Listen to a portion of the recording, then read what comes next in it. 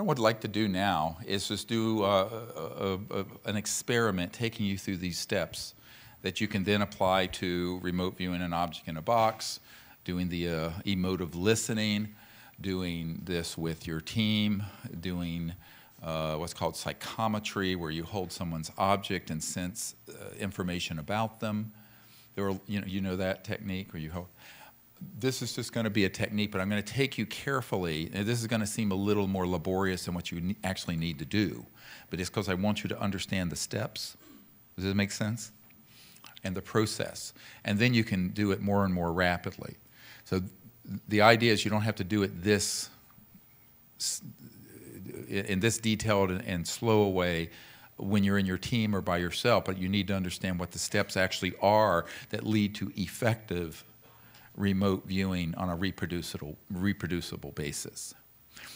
One other comment is that the reason I teach this approach rather than some of the others that basically trick the mind intellectually, a lot of the things, the techniques that are used by the military remote viewing projects don't actually utilize the development of consciousness as the main paradigm.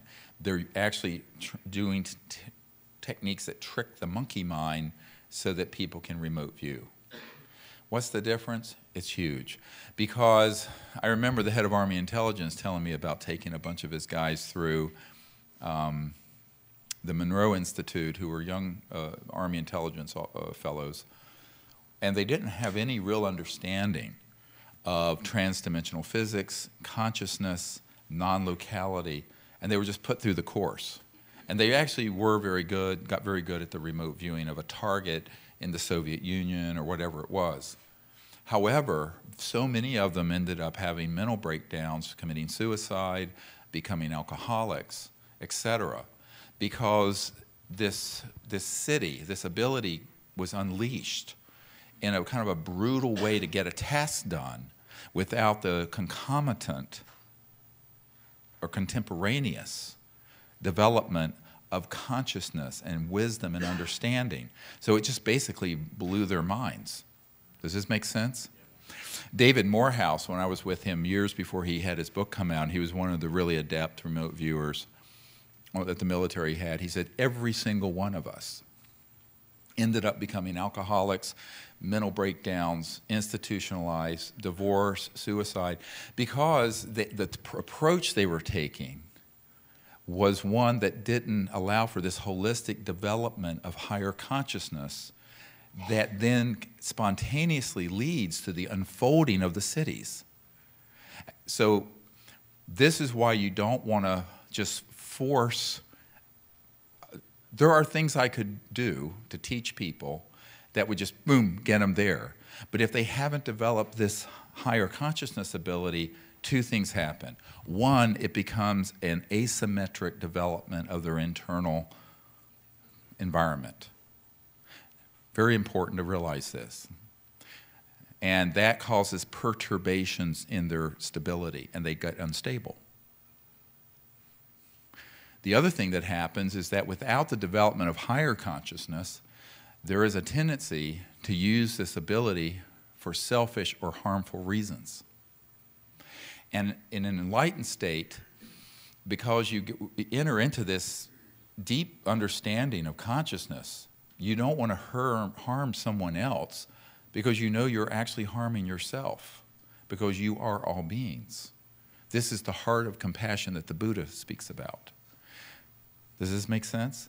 So that means that you're not going to have this proclivity to learn an ability and then apply it to do a psychic assassination or something like this, or the Project Amethyst at the National Security Agency, where they train people to use consciousness and other technologies to kill people in their sleep. You know about Project Amethyst? Oh, well, I just spilled the beans on a big one. But so that kind of thing, and I knew a man who was in the project. Oh, boy. Really interesting. A magnetic field meter. Well, that is what I said. I mean, it was a project where they had people who utilized both technologies that were transdimensional and conscious interface with innate abilities to do selective assassinations. And that those systems have been available for a very long time. So everything, I look at this as the field of consciousness, and you can use it for good, or you can take your ego or other people and try to do something that is forced and damaging. And so the path of safety, not only is it more effective and a faster way of doing it, but a way of doing this safely is to develop higher states of consciousness and enlightenment so that these cities evolve spontaneously and are used only for the good. A lot of people are shocked that, I think it was 1993 or 4, a man who invented an electronic system that was a TAC. Yesterday I've been talking about CAT, consciousness-assisted technologies. Where the consciousness assists the technology in doing something, like these random number generators. But there are also technologies that actually you can hook yourself up to that assist the consciousness in attaining remote viewing in non-locality and applications. And those are, of course, interstellar civilizations have both. This man who was, I guess, in his mid-80s when I met him, in the 90s, who's since passed away, had developed such a system around 1956 where you could hook yourself up to this electronic system, and anyone, doesn't matter how enlightened or unenlightened they were, would get into a state of consciousness where they could remote view accurately anywhere. And he offered it to me for these CSETI teams. I said, no, thank you. Because if the people have that ability, but they haven't developed a nonviolent consciousness, enlightenment, and aren't doing this for the purpose of universal peace, it would be very dangerous. Moreover, almost certainly I would have been killed at that time to take possession of such a technology. So I said, that's all right, thank you very much for the offer. And I asked him, I said, well, what happened to it? He says, well, I developed it because I thought this would be something great for the public and it would demonstrate the true nature of consciousness and reality. This is in the 50s. If Adam Curry is listening, this would be great for him to hear this, and Dr. John at Princeton. So I was about 1 year old when this was out, and a toddler. But he said what happened is that a corporation that was a front company for the CIA bought it out. And it was basically, you sell it to us or we're going to take it anyway and you're dead. So this has happened for many, many, many decades. And the safer approach is this very ancient and innate ability to connect to the quiet mind and develop this so that your entire internal spiritual reality is enlightened. And from there, you develop the cities, consciousness, assisted technologies, remote viewing, bilocation, interstellar contact, all that's emanating from a paradigm that is innately from this enlightened field, where then it's very hard, not that it can't happen, but it's less likely for the ego to spin sideways out of control and use it in harmful ways. So that's why I teach it this way. Does this make sense to folks, you know? I dropped these little vignettes just to give you illustrations of the risks of doing things unwisely. Not everything that can be done should be done. And there are wise ways to do things, and there are unwise ways. There are life-supporting ways and ways that are incredibly dangerous. And this gets to the question of how are we going to go forward as a civilization that with this kind of knowledge, both technological and in consciousness, we need to have the wise elders. So instead of a bunch of misanthropic sociopaths running these covert programs and dealing with the ET presence. We need the Dalai Lama and Paul Hellyer and you guys and some other. We need to have the best of humanity, not the worst. And yeah.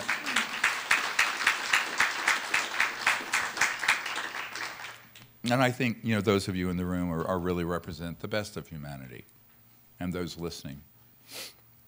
And the average person on earth are basically very, very good people. Living in the Middle East, I came to realize that it takes very few fanatics to ruin it for everyone. And people who live in Latin America, most of them wonderful people. It takes a very small percentage of people who are psychopathic drug lord gangs to ruin it for Guatemala and Honduras and Mexico. So it really takes a very small percentage of the population, but that only happens when we give up our power and people are intimidated and shirk off the responsibility. So this gets into this whole question of how did we get here? And I think this is where you get into the idea of spiritual courage. And if I were to name one thing that has resulted in the world being in its retarded state, where we've lost 100 years of conscious and technological evolution, it isn't because of some boogeyman and cabal you want to hate. It's because the average person has given up their responsibility to do the right thing over and over and over again. And I have witnessed this. So rather than blaming someone else, look in the mirror and say, what can I do? And do it with courage. That's why I left medicine to do this. Because I realized after many meetings with people like the CIA director and these senior officials and Senate Intelligence Committee members and doing briefings for presidents, those folks weren't going to do it. They didn't have the courage to do it. So having the knowledge isn't enough. Having the information isn't enough. Having power isn't enough. Having money isn't enough. You also have to have the courage to do it. And again, getting back to what I was sharing last night, a little of this state of consciousness, that's the dawn of what's called the Shambhala warrior. And not warrior in the sense of violence, but true inner courage that comes from spirit and heart, where you're not intimidated and you do the right thing, no matter what. We need more people to do that. And it's become a very, sadly, rare commodity on earth to find people who live their life that way and walk that talk. And really, that's what we need. And we need a lot of them, not me by myself. We need millions of people who get this and just simply are not going to be intimidated anymore and will stand up to the bullies and the thugs. So, sort of like getting back to I call it, these gangs, but you have the gangbangsters, all right, in the financial system, and they're puppets in the military and intelligence services. But it's a relatively small number of very powerful sociopathic people, and we don't have to give up our future to that. But we will unless we come together in a united and clear way to make a change happen. And as the Chinese saying goes, unless we change directions, we're likely to end up where we're going. I love that because it's obviously true, but no one thinks about where the hell are we going? So we have to think about this, and where we are headed is not in a good direction. But we can change that direction through mass field consciousness and mass action, doing this all together, which is another reason why all these technologies and sciences have to be brought forward with the whole world watching. If you had a $100 million venture capital fund, you better spend $40 million of it on PR and advertising, like you would for a movie. And the other 60 goes into the technology development, and you'd have it. Because you need to have stakeholders who aren't just money people, but are the men and women of Earth. Because if those folks are on your side, these other interests can't do anything about it. And the more you give into the impulse of fear, and do things secretively. Like when people come up to me and whisper, I said, forget about that. Shout it from the rooftops. Because doing things in that furtive, secretive way, you're on their dance floor. Remember, they own the night, we own the light. Disclosure out, boom. It doesn't mean I don't keep confidences when asked to, I do. But I'm talking about what we have to do as a culture is to reverse that dynamic of secrecy into openness. And on technologies that deal with consciousness, even more so. But there has to be people people need to speak to this in a wise way so that it's understood that, like all tools, you can have a knife and you can cut your steak with it, or you can slit someone's throat with it. The knife doesn't care. It's the consciousness that wields it. And so we have to understand there's a responsibility to wielding this kind of information, knowledge, power, whether it be in consciousness or energy generation or electromagnetogravitics, anti-grav. Now, just so to be the record clear, we are not interested in pursuing the Z plane right now, the vertical plane, things that fly, because those are obviously quickly weaponizable as a delivery system for a missile. And the world isn't at the point where that should happen. We're wanting to bring out the knowledge of the sciences of consciousness for positive mass conscious change, as well as the sciences of zero-point energy generation that run your house and car. Things that fly, that's phase 2. That's later. I always tell people who don't bite off more than you can chew, or as the people on Wall Street say, hogs get slaughtered. So, our whole civilization is really on its back. So we want to walk before we levitate. Let's take this one step. So that we want to get up and moving and get to a level 1 or 2 civilization first. Where did that come from? Somebody's phone? Strange. Okay. Oh, okay. Interesting.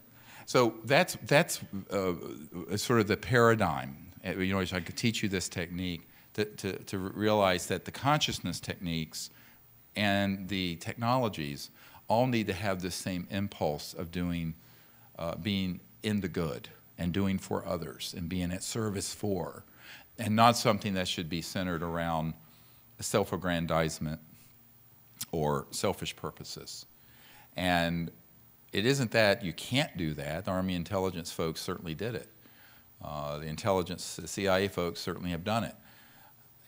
But just because it can be done doesn't mean it should be done, or that it's helpful in the long run. It's actually very counterproductive in the long run.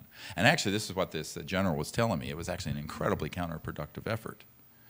And Ingo Swann said the same thing. And that's why I try to the extent I can, share a paradigm of consciousness and consciousness technologies and techniques within a paradigm of universal peace and something that moves society forward. And that's how I would ask that all of you continue to utilize this. So, are you ready to do a little meditation? And yeah? And then we'll do, so I'm going to see if I can do, this is when I scream, nurse, help me. Oh. Oops.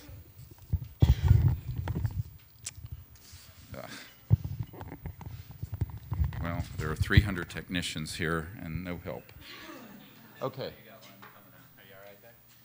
No. You don't ask a doctor. You don't ask a doctor to do something mechanical like that. A chest tube, no problem. This, forget about it. Is that good? Can you hear me? Oh, wonderful. Okay. So we might want to dim, this is lit up like a crazy place.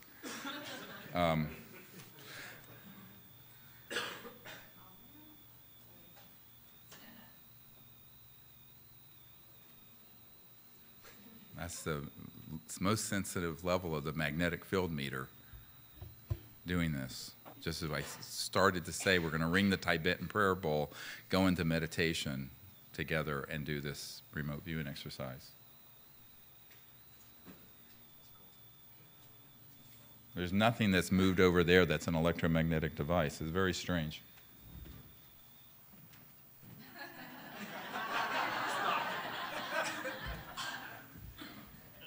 We're going to get into some really cool stuff tonight about all these electronics.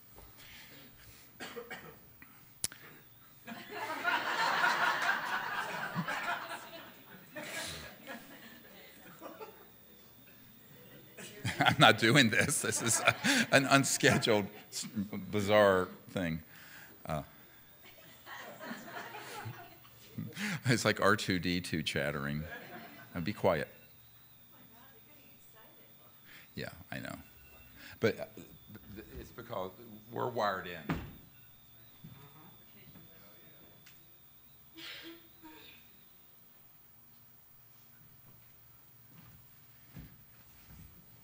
I'm going to explain what just happened tonight or later today on that. So let's sit quietly and close our eyes. I'm going to ring the Tibetan prayer bowl. And this can be used just like a mantra. When I ring it, you'll hear the ringing tone. And the correct way to use these is to use them as like you would listen to chanting or a mantra or music, is to let your mind rest on it, however, with your eyes closed, and have your mind become centered on the tone, and then become aware of the mind watching the tone. And at the point that the tone fades away at the end, you are left with just a contemplation of the mind itself.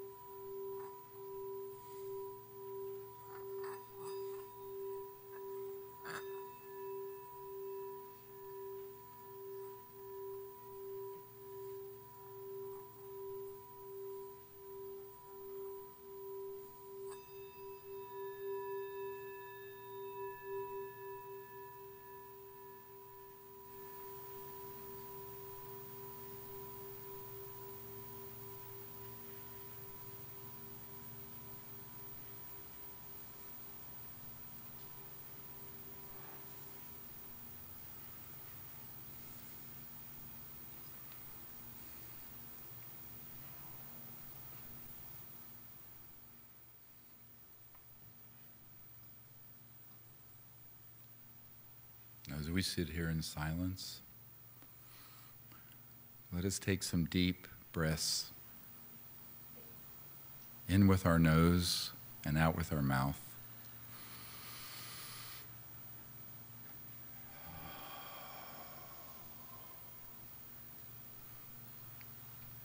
And as we breathe in with our nose, see our third eye and our awareness expanding, and our body filled with light and energy.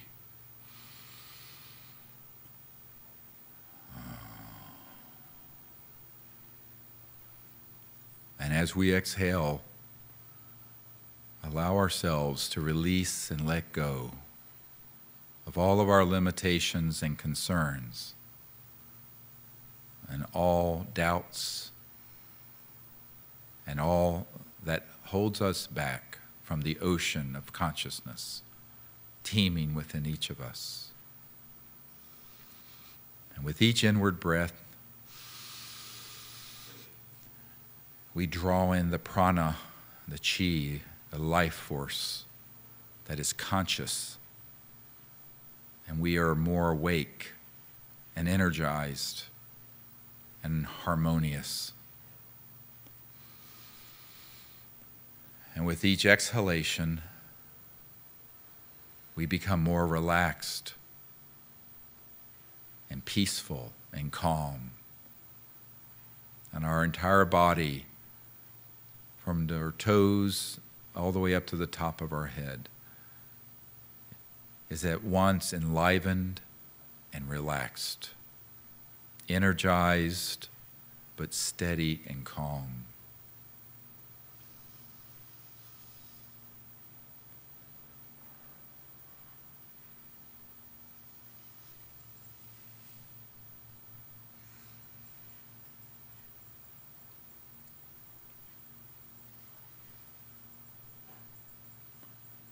And now let us breathe normally and gently watch the breath. And as we breathe in and breathe out, we become aware of the mind watching the breath. And it is awareness of awareness. And all perceptions, whether they be sounds, physical feelings, thoughts, the breath, we allow them to come and go and feel the joy and the ease of just being aware of the mind watching the breath, perceiving all things.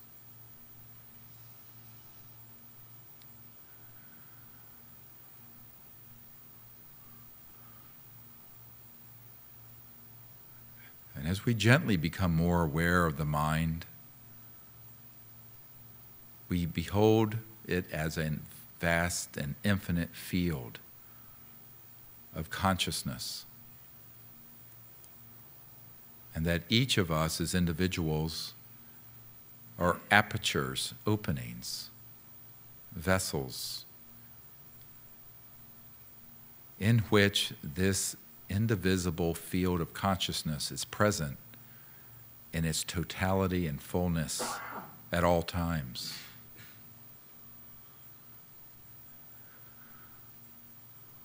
And that the nature of the consciousness, the mind, when we are deep and silent and calm, is that it is unbounded, infinite, eternal. It transcends the boundaries of space and time, and yet is present at every point in space and time in its fullness, just like a quantum hologram.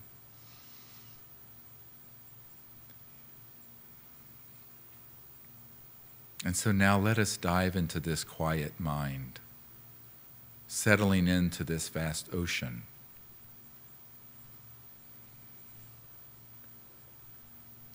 And becoming deeper and more quiet. And the breath becomes very faint. And as we go into the quietness of mind, we recede from the turmoil of perceptions. And the perceptions of thought, self, sound, all that we perceive are like distant ripples and waves on the ocean of this infinite mind within us.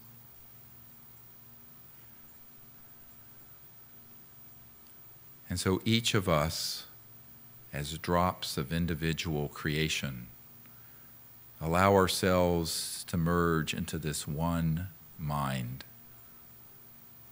that is the true nature of the self. And we go now more deeply into silentness, quietness, peace. And we feel the joy and the serenity of the place that is the placeless. This eternal home that resides within each and everything and every being.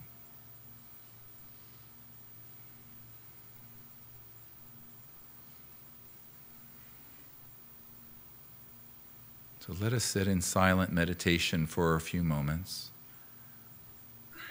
If you become distracted, return to the breathing technique, or you may use the mantra.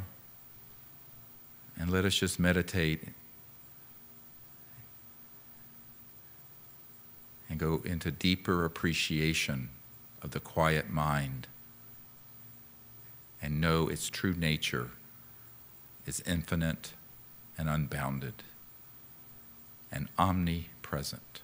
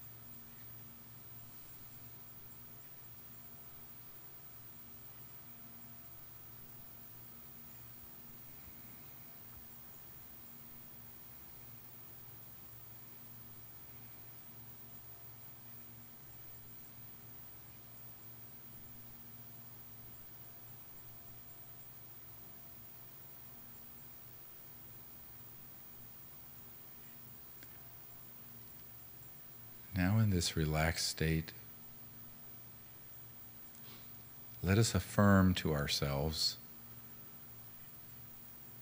with no doubt, that the nature of consciousness is that it's omnipresent, not limited to just ourselves or this place, but is always a field of undivisible, pure consciousness. And very gently, let us bring into our awareness the geography of North America, and very effortlessly, since the mind is omnipresent, and instantaneously we float over to the East Coast and crossing the Appalachian Mountains, we come into the area in Virginia near Thomas Jefferson's home and the University of Virginia.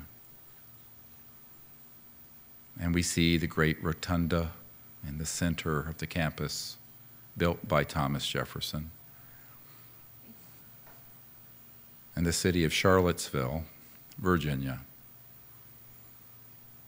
And then as we come west towards the Blue Ridge Mountains into the countryside, we see my home. And it sits on about 65 acres on a knoll overlooking the Blue Ridge in Shenandoah.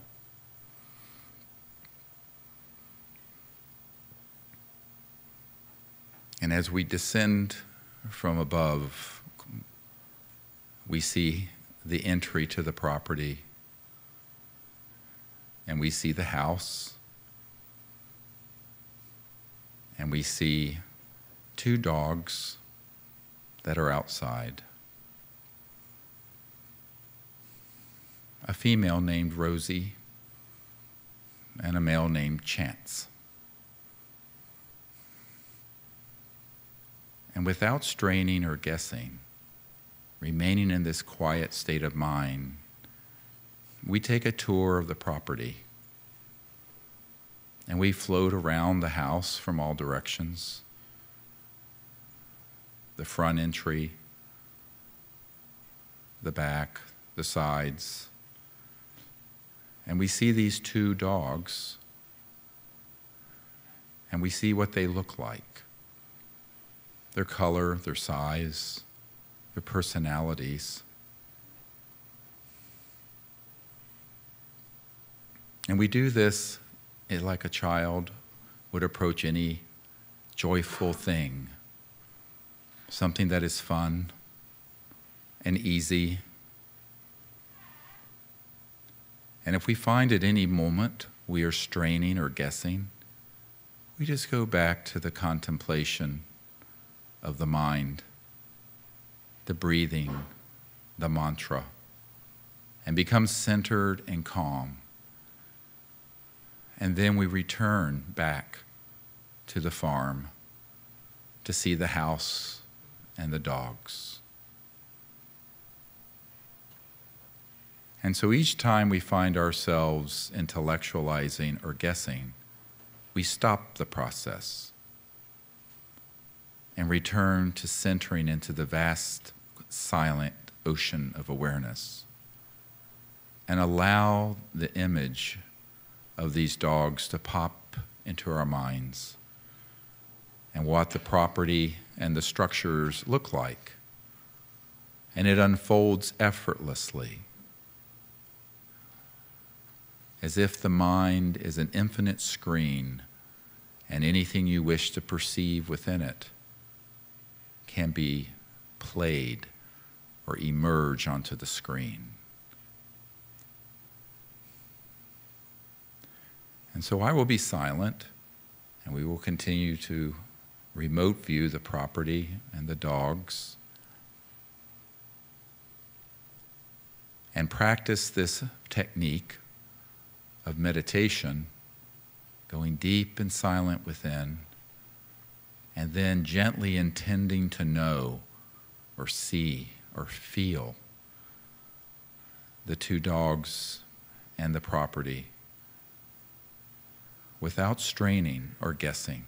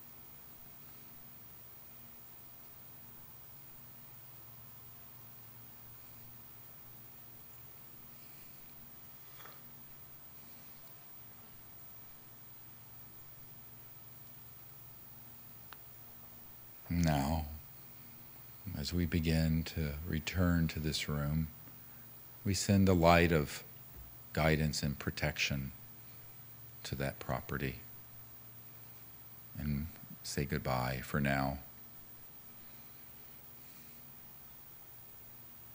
And we return here, and very gently, we become aware again of this space here in Desert Hot Springs.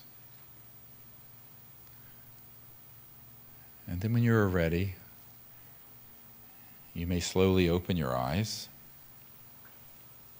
And as you open your eyes, affirm, being mindful, that the nature of the consciousness within you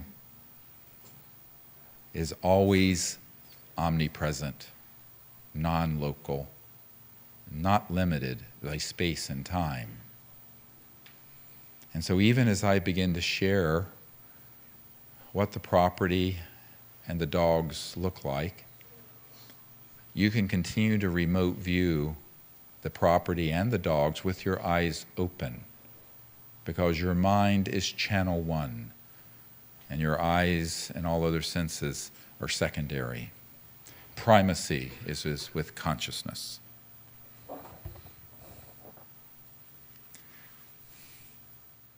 So welcome.